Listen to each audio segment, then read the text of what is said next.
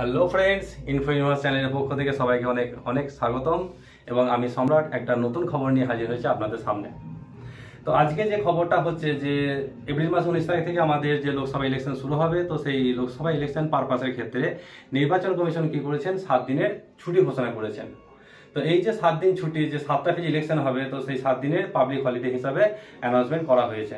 তো ব্যাপারটা হচ্ছে এরকম, যে 7 দিন ভোট হবে, তো সেই 7 দিনের জন্য যে ছুটি ঘোষণা করা হয়েছে, তার মানে এই নয় যে ওই 7 দিন অল ওভার ইন্ডিয়াতে ছুটি থাকবে। তো আমাদের রাজ্যের ক্ষেত্রে যদি বলি যে আমাদের রাজ্যে যে 7টা ফেজে লোকসভা ইলেকশন এবং তার সঙ্গে 2টো বিধানসভা কেন্দ্রে কি আছে, উপনির্বাচন আছে। তো যেদিন কি হবে ভোট আছে, ওই দিন কি হবে, যে সমস্ত অঞ্চলে যেদিন যে ফেজে ভোট আছে, ওই সমস্ত কেন্দ্রের ক্ষেত্রে যত সরকারি এবং বেসরকারি সংস্থা আছে সেগুলো কি থাকবে, ওই দিন ছুটি থাকবে। অর্থাৎ ব্যাপারটা হচ্ছে এরকম, আমাদের 19 তারিখে আমাদের রাজ্যে নর্থ বেঙ্গলে ভোট আছে।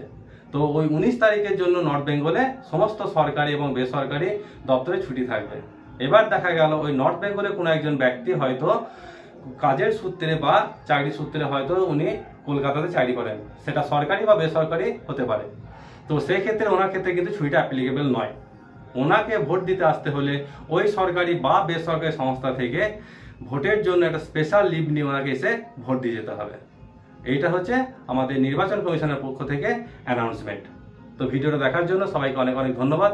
আর এরকম নতুন নতুন ভিডিও পেতে সবাইকে বলবো কি, চ্যানেলটা সাবস্ক্রাইব করে বেল আইকনটা ক্লিক করে আমাদের পাশে থাকবেন, যাতে করে এরকম আরও নতুন নতুন ভিডিও বা নতুন নতুন খবরের নোটিফিকেশন মিস না যায়। দেখা হচ্ছে আবার নতুন একটা ভিডিও নিয়ে। তো সবাই ভালো থাকবেন, সুস্থ থাকবেন।